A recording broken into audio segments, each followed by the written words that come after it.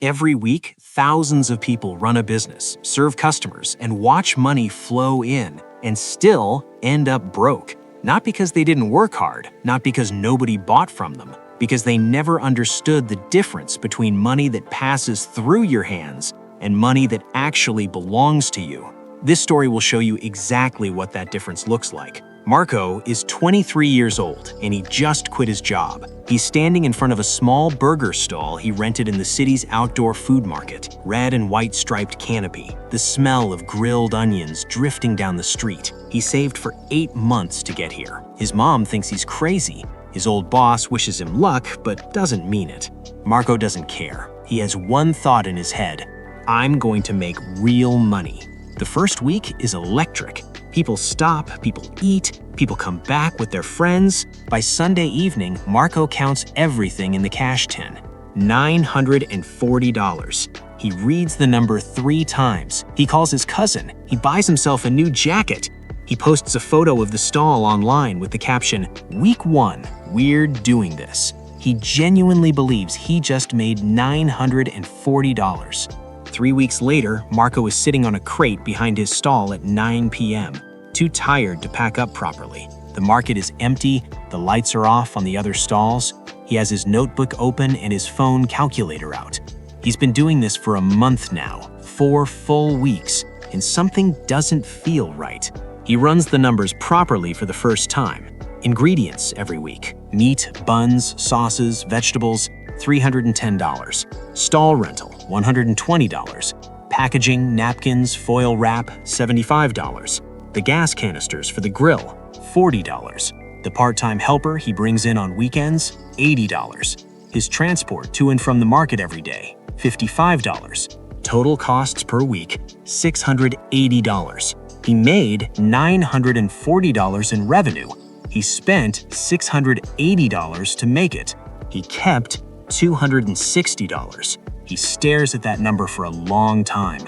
$260 for 6 days of work, for standing on his feet from 7 a.m. to 8 p.m., for the stress, the planning, the early mornings. He thinks about his old job.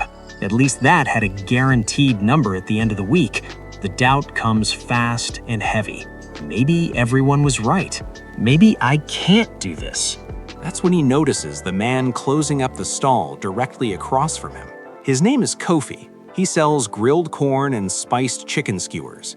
His stall looks almost identical to Marco's. Same canopy style, similar prices, similar foot traffic. But Kofi has been here for 11 years. He drives a decent car. He expanded to a second stall last year.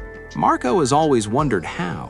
Marco walks over, tells him everything, shows him the notebook. Kofi looks at the numbers for a moment, then he looks at Marco. "What did you think you were making when you counted that first $940? Marco pauses, then says quietly, "I thought I was making $940. Kofi nods like he already knew the answer. He picks up one of Marco's foil wrappers off the table, the ones Marco uses to wrap each burger. He holds it up. "You see this? Every time a customer pays you, the money walks in through your front door. But this wrapper, the bun, the meat, the gas, the rent, all of that is already waiting inside the house. The money pays them first, before it reaches you. What you keep after everyone inside the house gets paid, that's your profit. That's the only number that's actually yours." Marco looks at the wrapper in Kofi's hand and something clicks. He hasn't been making $940 a week. He's been making $260 a week, and he didn't even know it. The next morning, Marco doesn't just open the stall. He does something different first. He writes down every single cost, not roughly, exactly. He calls his packaging supplier and finds an alternative that saves him $22 a week. He realizes he's buying more sauce than he uses, tightens the order. He renegotiates his weekend helpers' hours, so they're only there during the actual busy window. He doesn't change the menu. He doesn't raise prices. He doesn't work longer hours. By the end of that week, his revenue is $920, slightly less than before, but his costs are down to $590. He keeps $330. He doesn't post about it online. He doesn't call anyone. He just opens a separate account, transfers $300 in, and writes one word at the top of a clean notebook page: profit.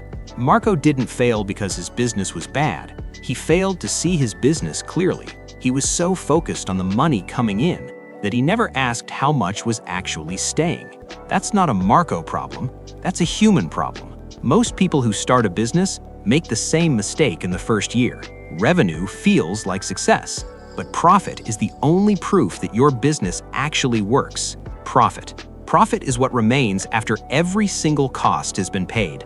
The formula is revenue minus total costs equals profit. If your business brings in $920 and it costs you $590 to run it, your profit is $330. That $330 is the only money that truly belongs to you. Your profit margin is that number expressed as a percentage. 330 divided by 920 is roughly 36%. That's a healthy margin for a small food stall. Most food businesses run anywhere from 10% to 30%, so anything above that means you're managing your costs well. Here's why the margin matters more than the raw number. A business making $5,000 a week with a 5% margin is keeping just $250. A business making $1,000 a week with a 35% margin is keeping $350. More revenue doesn't automatically mean more profit. How you manage costs is what determines whether your business is actually working for you.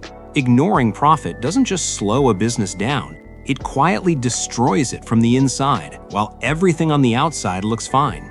You can have a full stall, a growing customer base, 5-star reviews, and still be moving backwards financially without ever realizing it until it's too late.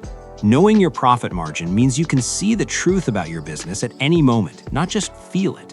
It tells you which products to push, which costs to cut, and exactly when you've built something worth scaling. Without it, you're not running a business, you're running on hope.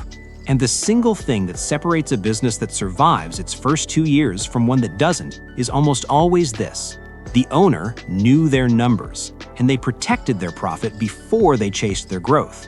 Here's your one action for today. Take the last week of money your business or side hustle brought in and subtract every cost you can think of, down to the last dollar. Write the number that's left. That is your real starting point.